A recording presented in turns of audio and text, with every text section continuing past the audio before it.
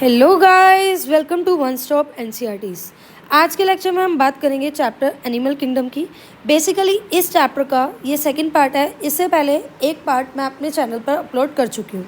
आज के लेक्चर में बात करेंगे नॉन कॉर्डेट्स की, यानी कि इस लेक्चर में हम फाइलम पोरीफेरा से लेकर हेमिकोडाटा तक सारे फाइलम्स को इन डिटेल में पढ़ेंगे।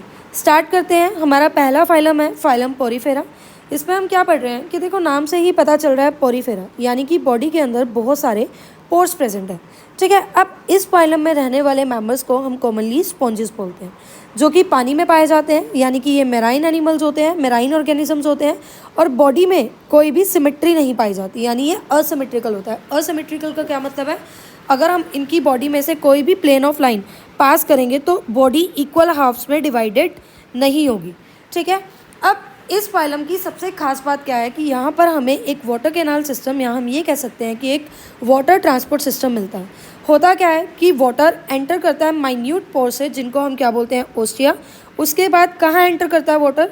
अंदर जो कैविटी होती है, नाम क्या है? स्पॉन्जेस। इन मेंबर्स को हम स्पॉन्जेस कहते हैं, इसीलिए इनकी कैविटी को क्या बोलेंगे? स्पॉन्जियोसील बोलेंगे। तो ओस्टिया से पानी एंटर होता है, स्पॉन्जियोसील में जाता है, और फिर बाहर कैसे जाता है बॉडी से? ऑस्क्यूलम के थ्रू। ये जो पोर्स होंगे ये ओस्टिया होंगे, स्पॉन्जियोसील में पानी ट्रैवल करेगा और बाहर चला जाएगा ऑस्क्यूलम के थ्रू। This pathway of water transport is helpful in food gathering, respiratory exchange and removal of waste. अब ये जो वाटर ट्रांसपोर्ट सिस्टम है, इसका बॉडी में यूज़ क्या है? इसका यूज़ ये है कि स्पॉन्जिस के अंदर जितना भी फूड गैदरिंग होती है, फूड गैदर होता है, इसी वाटर ट्रांसपोर्ट के थ्रू होता है। यानी पानी जब पोर्स के थ्रू अंदर आ रहा है तो उसी के साथ खाना आ रहा है। ठीक है। उसी से उनके रेस्पिरेटरी गैसेस जो एक्सचेंज होती हैं, और वेस्ट मटेरियल जो बॉडी से रिमूव होना होता है वो भी इन्हीं पोर्स यानी कि ओस्टिया के थ्रू होता है। नेक्स्ट क्या है? क्वानोसाइट्स और collar cells line the spongocoels and the canal. अब इस पूरे कैनाल सिस्टम में कुछ सेल्स हमें मिलते हैं, जिनको हम क्या बोलते हैं? क्वानोसाइट्स बोलते हैं। क्वानोसाइट्स, या फिर इनको हम क्या बोलते हैं? कोलर सेल्स भी बोलते हैं। ठीक है। नेक्स्ट क्या है? डाइजेशन इज इंट्रासेलुलर, यानी डाइजेशन क्या होगी? बॉडी की सेल्स के अंदर ही होगी। The body is supported by skeletal made up of spicules और स्पॉन्जिन फाइबर्स। अब इनकी बॉडी में एक स्केलेटल मिलता है जो इनकी बॉडी को सपोर्ट प्रोवाइड करता है। वो जो स्केलेटन है किससे बना होता है? स्पिक्यूल से या फिर स्पॉन्जिन फाइबर से बना होता है। अब एक खास बात इनकी बॉडी में क्या देखी जाती है? इन ऑर्गेनिजम्स में एक ही बॉडी के अंदर दोनों सेक्सेस यानी मेल और फीमेल पाए जाते हैं। ऐसे ऑर्गेनिजम्स को हम हर्माफ्रोडाइट बोलते हैं, या फिर इनको हम मोनोशियस भी बोलते हैं। ठीक है। अब यहाँ पर जब हम रिप्रोडक्शन की बात करेंगे तो स्पॉन्जिस में हमें असेक्सुअल रिप्रोडक्शन दिखती है।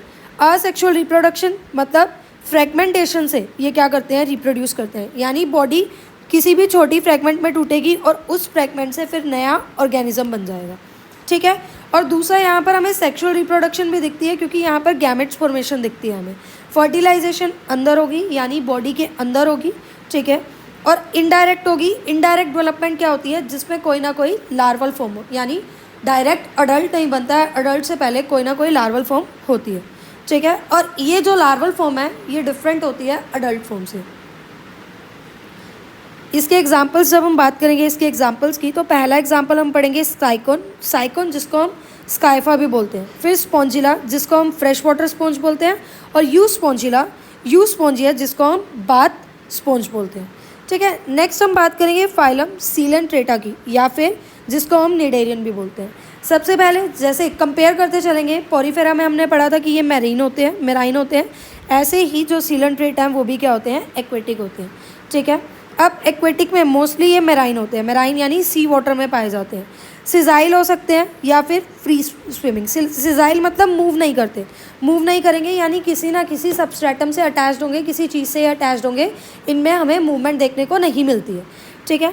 नेक्स्ट, अब सीलेंट्रेट्स को हम क्या बोल रहे हैं? निडेरिया बोल रहे हैं। निडेरियंस इनको क्यों बोल रहे हैं?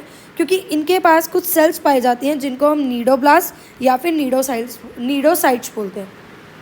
ये जो नीडोसाइट्स हैं या नीडोब्लास्ट हैं, ये इनके अंदर कुछ स्टिंगिंग कैप्सूल होता है, जिसको हम निमेटोसाइट्स भी बोलते हैं। होता क्या है? ये जो नीडोब्लास्ट या निमेटोसाइट है, ये इनको हेल्प करते हैं किसमें? एक तो इनको डिफेंस प्रोवाइड करता है, यानी कोई भी ऑर्गेनिज्म अगर इनको अटैक कर रहा है तो ये अपने नीडोप्लास्ट यानी स्टिंगिंग सेल से अटैक करते हैं। और इनके स्टिंगिंग सेल्स में ऐसे पॉइजन्स होते हैं जो कि एक तरह से बॉडी को पैरालाइज भी कर सकते हैं और वो लीथल भी हो सकते हैं, ठीक है। उसके बाद क्या है, किस चीज़ के काम आएंगे ये निडोब्लास्ट, एक तो बॉडी को डिफेंस प्रोवाइड करें, यानी किसी से इनको अगर खतरा है तो ये क्या कर सकते हैं, अटैक कर सकते हैं। दूसरा, कैप्चर ऑफ प्रे, यानी शिकार करने में हेल्प करते हैं, यानी जब इनको किसी प्रे को खाना है तो ये क्या कर सकते हैं, अपने निडोब्लास्ट से, इन सेल से उस प्रे को कैप्चर कर सकते हैं, ठीक है। फिर हमने पोरीफेरा में क्या पढ़ा था कि सेलुलर लेवल ऑफ ऑर्गेनाइजेशन है, यहाँ पर हम क्या बोलेंगे कि यहाँ पर टिश्यू लेवल ऑफ ऑर्गेनाइजेशन है। ये जो ऑर्गेनिजम्स हैं निडोब्लास्ट, ये डिप्लोब्लास्टिक होते हैं, यानी एम्ब्रियोनिकल स्टेज में इनके पास दो जर्म लेयर्स होती हैं, एक आउटर लेयर जिसको हम क्या बोल रहे हैं, एक्टोडर्म, और एक इनर लेयर जिसको हम क्या बोल रहे हैं, एंडोडर्म, ठीक है। जैसे वहाँ पर हमने कैविटी पढ़ी थी जिसको हम स्पॉन्जियोसील कह रहे थे, पोरीफेरा में स्पॉन्जियोसील कह रहे थे, तो यहाँ जो निडेरियंस है इनमें जो कैविटी प्रेजेंट होगी इसको हम गैस्ट्रोवस्कुलर कैविटी बोल रहे हैं, ठीक है। डाइजेस्टिव सिस्टम इनकम्प्लीट होगा, यानी कि एक सिंगल ओपनिंग प्रेजेंट होगी जिसको हम क्या बोलेंगे, माउथ या फिर हाइपोस्टोम। हाइपोस्टोम माउथ की लोकेशन बताने के लिए वर्ड यूज़ होता है, ठीक है। डाइजेशन क्या होगी, एक्स्ट्रा सेलुलर भी होगी और इंट्रासेलुलर भी होगी, ठीक है। एक्स्ट्रा सेलुलर यानी पहले बॉडी कैविटी में, और इंट्रासेलुलर यानी कि बॉडी कैविटी में होने के बाद सेल्स के अंदर डाइजेशन होगी। फिर कुछ जो निडेरियंस होते हैं जिनको हम कोरल्स भी बोलते हैं, ऑस्ट्रेलिया में काफ़ी पाए जाते हैं, इनका स्केलेटल क्या होता है, कैल्शियम कार्बोनेट से बना होता है, ठीक है। फिर निडेरियंस की दो बेसिक फॉर्म्स होती हैं, एक होता है हमारे पास पॉलिप और दूसरा होता है हमारे पास मेड्यूसे, ठीक है। जो पॉलिप है वो सिजाइल है, सिजाइल मतलब मूव नहीं कर सकता, किसी सबस्ट्रेटम से अटैच्ड है, ठीक है। लेकिन जो मेड्यूसे है वो क्या है, फ्री स्विमिंग है, और इसको हम बोलते हैं कि ये क्या है, अम्ब्रेला शेप्ड है। पॉलिप का एग्जाम्पल है हमारे पास हाइड्रा या फिर अडैम्सिया, ठीक है। और मेड्यूसे का एग्जाम्पल है हमारे पास ऑरेलिया, जिसको हम बहुत प्यार से, यानी कि इसका जो कॉमन नेम है वो क्या है, जेली फिश। अब यहाँ पर याद करने की क्या बात है कि निडेरियंस में हमें मेटाजेनेसिस दिखता है। मेटाजेनेसिस मतलब अल्टरनेशन ऑफ जनरेशन दिखता है। हमने क्या कहा है, निडेरियंस में पॉलिप होते हैं और मेड्यूसे होते हैं, तो यहाँ पर पॉलिप असेक्सुअली रिप्रोड्यूस करके मेड्यूसे फॉर्म बना सकता है, और मेड्यूसे में जब सेक्सुअल रिप्रोडक्शन होगी, यानी मेड्यूसे सेक्सुअली रिप्रोड्यूस करके पॉलिप फॉर्म बना सकता है। इस प्रोसेस को हम बोलते हैं अल्टरेशन ऑफ जनरेशन या फिर मेटाजेनेसिस, ठीक है। देखो यहाँ लिखा हुआ है, cnidarians exhibit two basic body forms called polyp and medusae. The former यानी कि polyp is sessile and cylindrical form like hydra, Adamsia etcetera, whereas the later is umbrella shaped and free living like Aurelia and jellyfish. The nidarians which exist in both form exhibit alteration of generation, that is metagenesis. Polyp produce medusae asexually and medusae produce polyp sexually, यानी polyp जब asexually reproduce करेगा तो वो medusae बनाएगा और medusae sexual reproduction के through polyp बना सकता है। नेक्स्ट एग्जाम्पल है हमारे पास, इसके एग्जाम्पल क्या है निडेरियंस के, फाइजेलिया जिसको हम पोर्चुगीज मैन ऑफ वॉर भी बोलते हैं, अडैम्सिया जिसको हम सी एनीमोन बोलते हैं, पैनाटूला जिसको हम सी पेन बोलते हैं, और जॉर्जोनिया जिसको हम सी फैन बोलते हैं। लास्ट एग्जाम्पल होगा इसका मिएंड्रीना जिसको हम ब्रेन कोरल भी बोलते हैं। नेक्स्ट थर्ड फाइलम है हमारे पास टीनोफोरा। टीनोफोरा जिनको हम कॉमनली सी वॉलनट यानी कि समुद्री अखरोट बोलते हैं या कॉम जेलिस भी बोलते हैं। इनको कॉम जेलिस क्यों बोलते हैं, क्योंकि इनके पास कॉम प्लेट्स प्रेजेंट होते हैं। इन कॉम प्लेट्स के ऊपर क्या होते हैं, सीलिया होते हैं, और ये सीलिया कितनी, ऐसा कहते हैं कि इनकी बॉडी में 8 एक्सटर्नल रोज होती हैं, मतलब 8 रोज प्रेजेंट होती हैं इन सिलिएटेड कॉम प्लेट्स की, जो हेल्प क्या करते हैं, ये सीलिया जब बीट करते हैं तो इनकी लोकोमोशन में हेल्प करते हैं, ठीक है। जैसे हमने निडेरियंस में पढ़ा था, तो टीनोफोरा भी क्या होते हैं, एक तरह से निडेरियंस के भाई होते हैं, यानी कि इनमें भी हमें वैसी ही सिमिलैरिटीज़ दिखती हैं। निडेरियंस क्या थे, हमारे पास मेराइन थे, और ये भी क्या है, मेराइन है। यहाँ पर हमें रेडियली सिमेट्रिकल ऑर्गेनिज्म दिखेंगे। रेडियली सिमेट्रिकल का क्या मतलब है, जैसे हम अल्फ़ाबेट ओ देखते हैं, कहीं से भी बॉडी से अल्फ़ाबेट ओ है जैसे, उसमें हम कहीं से भी एक प्लेन ऑफ लाइन पास करेंगे, उससे बॉडी क्या होगी, इक्वल हाफ्स में डिवाइड हो जाएगी। ऐसी सिमेट्री को हम क्या बोलते हैं, रेडियल सिमेट्री बोलते हैं, ठीक है। डाइजेशन यहाँ पर एक्स्ट्रा सेलुलर और इंटर सेलुलर दोनों होगी, यानी पहले बॉडी कैविटी में डाइजेशन होगी और उसके बाद बॉडी की सेल्स के अंदर डाइजेशन होगी। दूसरा यहाँ पर सबसे खास बात इनकी क्या है कि इनके अंदर हमें बायोल्यूमिनेसेंस दिखती है, यानी ऐसी प्रॉपर्टी लिविंग ऑर्गेनिज्म की कि ऐसा लगता है कि वो कुछ लाइट एमिट कर रहे हैं। ठीक है, अब यहाँ पर सेक्सेस क्या होंगे, सेपरेट नहीं होंगे, यानी ये भी क्या है, हर्माफ्रोडाइट है। जैसे हमने निडेरियंस में पढ़ा और हमने वहाँ पढ़ा पॉरीफेरा में पढ़ा कि हर्माफ्रोडाइट होते हैं यानी मोनोशियस होते हैं, यानी मेल और फीमेल सेक्स ऑर्गन्स एक ही बॉडी में प्रेजेंट होते हैं। ठीक है, अब यहाँ पर रिप्रोडक्शन कैसे होगी, सेक्सुअली मीन्स से, यानी कि गैमेट्स बनेंगे, और फर्टिलाइजेशन एक्सटर्नल होगी, यानी पानी के अंदर होगी। पानी के अंदर गैमेट्स रिलीज होंगे और वहाँ पर गैमेट्स फ्यूज करेंगे, यानी फर्टिलाइजेशन क्या है, बॉडी से बाहर है। डेवलपमेंट कैसी होगी, इनडायरेक्ट, यानी कि लार्वल फॉर्म इंक्लूडेड है। ठीक है, एग्जाम्पल क्या है टीनोफोरा के हमारे पास, प्लूरोब्रैकिया और टीनोप्लाना। ठीक है, नेक्स्ट हम बात करेंगे जो हमारा फोर्थ फाइलम है वो क्या है, प्लैटीहेलमिंथिस। प्लैटीहेलमिंथिस का मतलब क्या है, फ्लैटफॉर्म्स, यानी जैसे हम अपने हाथ को देखते हैं ना, डोर्सल और वेंट्रल साइड आगे और पीछे दोनों तरफ से फ्लैट हैं, वैसे ही प्लैटीहेलमिंथिस भी क्या होते हैं, डोर्सो वेंट्रली फ्लैट होते हैं, यानी दोनों साइड से फ्लैट होते हैं। अब ये क्या है, एंडोपैरासाइट्स की तरह एनिमल्स या ह्यूमन बींग्स में रहते हैं। एंडोपैरासाइट क्या है, जो किसी और की बॉडी के अंदर रहकर न्यूट्रिशन ऑब्टेन कर रहे हैं। ठीक है, और इनमें हमें बायलेटरल सिमेट्री दिखती है। बायलेटरल सिमेट्री मतलब जब हम कोई प्लेन ऑफ लाइन पास करेंगे तो बॉडी इक्वल हाफ्स में डिवाइड हो जाएगी। अब ट्रिप्लोप्लास्टिक है, देखो अब तक हमने पॉरीफेरा पढ़ा, सीलेंट्रेट पढ़ा, निडेरियन पढ़ा, टीनोफोरा पढ़ा, उनमें हमें क्या दिखा कि वो क्या है, डिप्लोप्लास्टिक ऑर्गेनिज्म है। पहले ट्रिप्लोप्लास्टिक ऑर्गेनिजम्स हमें दिखेंगे प्लैटीहेलमिंथिस में। ट्रिप्लोप्लास्टिक मतलब बॉडी में 3 जर्म लेयर्स होंगी, एक एंडोडर्म यानी कि इनर लेयर, एक्टोडर्म यानी कि आउटर लेयर, और बीच वाली लेयर मिडल लेयर यानी कि मीजोडर्म। ठीक है, असीलोमेट है, यानी कोई भी सीलोम प्रेजेंट नहीं है, बॉडी कैविटी प्रेजेंट नहीं है, और organ system level of organisation देखेगी। देखो जैसे जैसे आगे बढ़ रहे हैं ऑर्गेनिज्म क्या हो रहे हैं, एडवांस हो रहे हैं। पोरीफेरा में जब बात की थी तो ऑर्गेनिज्म कैसे थे, जिनमें हमें सेलुलर लेवल ऑफ ऑर्गेनाइजेशन मिल रही थी, हाँ है ना। तो उसके बाद हमने निडेरियंस में, यानी कि निडेरियंस में और टीनोफोरा में बात की तो हमें टिश्यू लेवल ऑफ ऑर्गेनाइजेशन मिली। अब ये पहले ऐसे ऑर्गेनिज्म है जहाँ पर हमें ऑर्गन लेवल ऑफ ऑर्गेनाइजेशन मिल रही है। हुक्स एंड सकर्स प्रेजेंट होंगे। हुक्स एंड सकर्स क्या हैं, ऐसे ऑर्गन्स जो बॉडी के अंदर अटैचमेंट के लिए हेल्प करें। अभी एंडोपैरासाइट्स है, हमारी बॉडी में डाइजेस्टिव जूसेस वगैरह भी प्रेजेंट है ना, तो इनको बॉडी में क्लिंग करने के लिए कुछ तो चाहिए ना, तो इनके पास हुक्स एंड सकर्स प्रेजेंट होते हैं। ठीक है, अब कुछ मोस्टली ये एंडोपैरासाइट होते हैं, पर कुछ ऐसे होते हैं जो बॉडी के बाहर रहकर न्यूट्रिशन एब्जॉर्ब करते हैं। ऐसे ऑर्गेनिजम्स को हम एक्टोपैरासाइट्स बोलते हैं। यहाँ पर एक्सक्रीशन के लिए स्पेशल सेल्स प्रेजेंट हैं जिनको हम क्या बोल रहे हैं, फ्लेम सेल्स बोल रहे हैं। और इन फ्लेम सेल्स का काम क्या है कि ये बॉडी में एक्सक्रीशन करवा रहे हैं और ऑस्मो रेगुलेशन मेंटेन कर रहे हैं। ऑस्मो रेगुलेशन का क्या मतलब है, बॉडी के अंदर वाटर और आयोनिक बैलेंस को मेंटेन करके रख रहे हैं।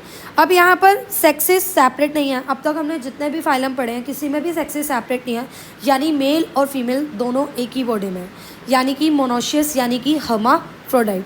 फर्टिलाइजेशन इंटरनल होगी, यानी बॉडी के अंदर होगी। डेवलपमेंट क्या होगी, इनडायरेक्ट होगी, और कुछ काफ़ी सारी लार्वल स्टेजेस हमें इसमें दिखेगी। अब कुछ एक एग्जांपल इसका क्या है, प्लानेरिया। प्लानेरिया के अंदर हमें रीजनरेशन कैपेसिटी दिखती है, मतलब प्लानेरिया की बॉडी में कोई भी कट लगा तो उसके बाद उसकी बॉडी के जितने भी पार्ट हुए, हर एक पार्ट से एक नया प्लानेरिया बन जाएगा। कॉमन एग्जाम्पल प्लैटीहेलमिंथिस के क्या है, टीनिया जिसको हम टेपवर्म भी कह रहे हैं, और फेसियोला जिसको हम लीवर फ्लूक भी कह रहे हैं।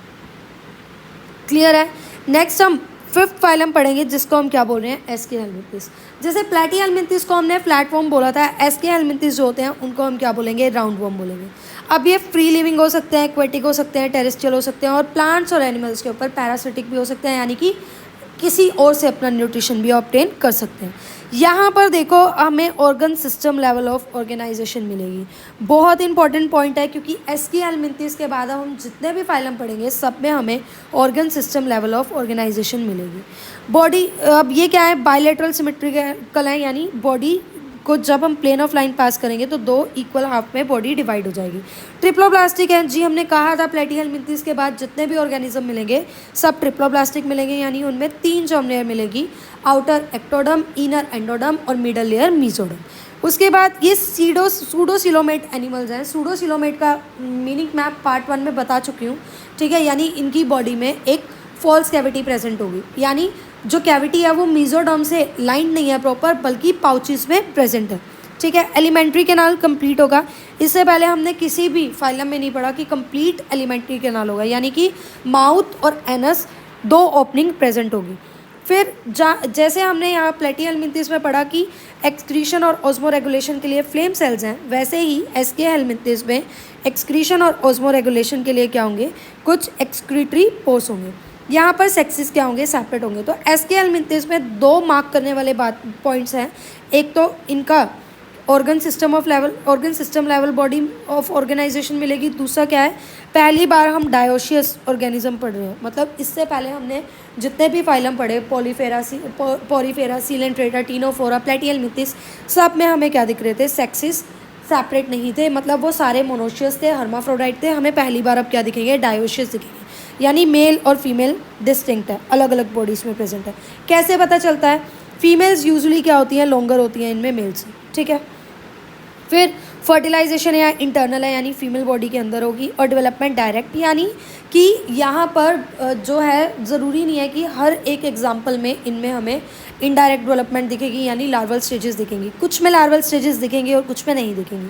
एग्जाम्पल इनके क्या है, एस्कैरिस यानी कि राउंड वॉर्म, वुचेरिया यानी फिलेरियल वॉर्म, और एनसाइक्लोस्टोमा यानी कि हुक वॉर्म। ठीक है, नेक्स्ट हम जिस फाइलम की बात करेंगे वो है एनालिड।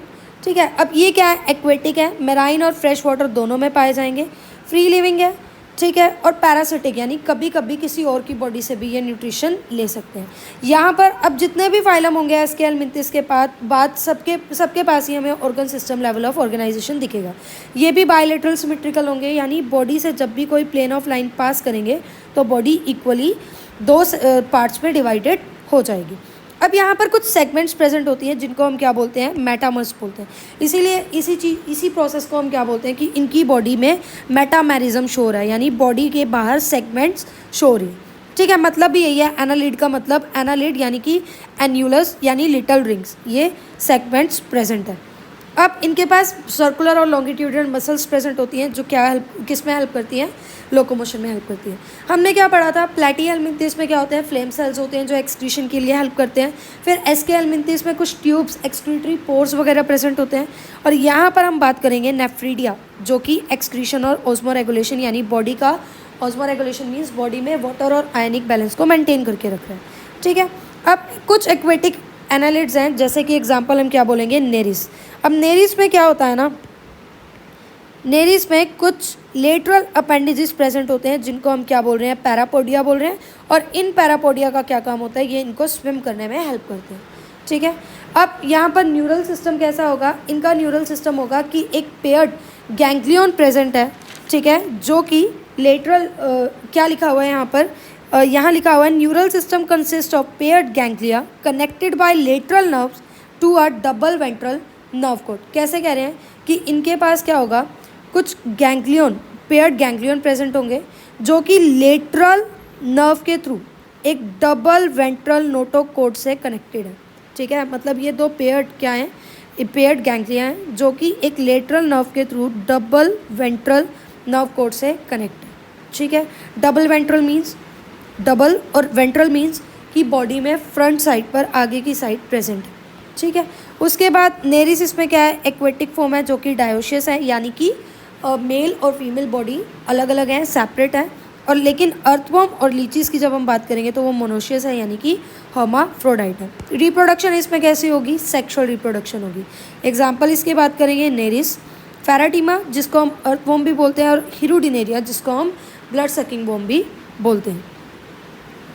नेक्स्ट सेवन्थ हमारा जो फाइलम है वो क्या है, आर्थ्रोपोडा। अब पूरे एनिमल किंगडम में सबसे लार्जेस्ट जो फाइलम है वो क्या है, आर्थ्रोपोडा है। ऐसा कहते हैं अर्थ के ऊपर जितनी भी स्पीसीज हैं उसमें से 2/3 स्पीसीज तो क्या है, इंसेक्ट्स ही हैं। आर्थ्रो का मतलब क्या होता है, आर्थ्रो का मतलब होता है जॉइंट, और पोडा का मतलब होता है अपेंडिजेस, यानी इनके जॉइंटेड अपेंडिजेस होते हैं। ठीक है, अब यहाँ पर भी क्या होगा, एसके हेल्मिंथिस के बाद हमने कहा था सारे हमें organ system level of organisation मिलेगी। बॉडी क्या है, बायलेटरल सिमेट्रिकल है, यानी कोई प्लेन ऑफ लाइन पास करोगे तो बॉडी दो इक्वल हाफ्स में डिवाइड हो जाएगी। ट्रिप्लोब्लास्टिक यानी कि 3 जर्म लेयर्स प्रेजेंट है, एंडो, एक्टो और मीजो। ठीक है। तो बॉडी, इनकी जो बॉडी है, आर्थ्रोपोड्स की जो बॉडी है, उसमें हमें एक काइटिनस यानी काइटिन से बना हुआ एक्सोस्केलेटन, एक्सोस्केलेटन मतलब बॉडी के बाहर प्रेजेंट क्या होगा, एक स्केलेटन प्रेजेंट होगा। अब बॉडी डिवाइडेड होगी हेड, थोरैक्स और एब्डोमेन रीजन में, ठीक है। और इनके, ये मैंने बता दिया कि इनके पास क्या होगा, जॉइंटेड अपेंडेजेस होंगे, ठीक है। रेस्पिरेशन के लिए इनके पास गिल्स होंगे, जो पानी में रहेंगे उनके पास गिल्स और बुक गिल्स होंगे, ठीक है। बाकी जो अर्थ लैंड पे रह रहे हैं, टेरेस्ट्रियल है, उनके पास क्या होंगे, लंग्स होंगे या फिर ट्रैक्यल सिस्टम होगा। सर्कुलेटरी सिस्टम ओपन टाइप है, यानी जो ब्लड है वो डायरेक्टली टिश्यूज़ के कॉन्टैक्ट में है, किसी ब्लड वेसल्स के थ्रू वो ट्रैवल नहीं कर रहे। यहाँ पर कुछ सेंसरी ऑर्गन प्रेजेंट होंगे, जैसे एंटीना, आइज़ कंपाउंड आइज़ भी होगी और सिंपल आइज़ भी। कंपाउंड आइज़ का विजन ज़्यादा होता है, मतलब रेंज ऑफ विजन ज़्यादा होता है, दूर तक दिखता है हमें, ठीक है, वाइडर होता है। उसके बाद स्टेटोसिस्ट, जिसको हम बैलेंसिंग ऑर्गन्स भी बोलते हैं, वो भी इस पर प्रेजेंट होते हैं। एक्सक्रीशन इसमें कैसे होगी, माल्फिजियन ट्यूब्यूल्स के थ्रू, और ये डायोशियस होते हैं, यानी सेक्सेस इनमें सेपरेट होते हैं। मोस्टली ओविपेरस होते हैं, यानी एग लेइंग होते हैं, और डेवलपमेंट इनमें डायरेक्ट भी हो सकती है और इनडायरेक्ट भी। अब यहाँ पर कुछ एग्जांपल हैं, जैसे कुछ इकोनॉमिकली इंपॉर्टेंट इंसेक्ट, जैसे एपिस, हनी बी, इससे हम हनी और वैक्स कलेक्ट करते हैं। बॉम्बैक्स, सिल्क वॉर्म, जिससे हम सिल्क बनाते हैं। लेसीफर, लैक इंसेक्ट, जिससे लाख की चूड़ियाँ बनाते हैं, ठीक है। फिर कुछ वेक्टर्स होते हैं, जैसे एनोफिलीज, क्यूलेक्स, एडीज, जो बीमारियाँ फैलाते हैं, ठीक है। फिर ग्रिगेरियस पेस्ट, यानी जो झुंड में आते हैं, जैसे लोकस्ट, ठीक है, टिड्डी अटैक सुना था ना हमने, तो ये झुंड में आते हैं और सारी क्रॉप्स वगैरह को ये ख़राब कर सकते हैं। लिविंग फॉसिल, जिसको हम क्या बोलते हैं, लाइमुलस, यानी कि किंग क्रैब भी बोलते हैं। आज के लेक्चर में इतना ही। कल हम बात करेंगे मोलस्का से लेकर कॉर्डेट्स तक सारे फाइलम की। और आपको अगर ये लेक्चर पसंद आया तो please like, subscribe and share. Thank you so much.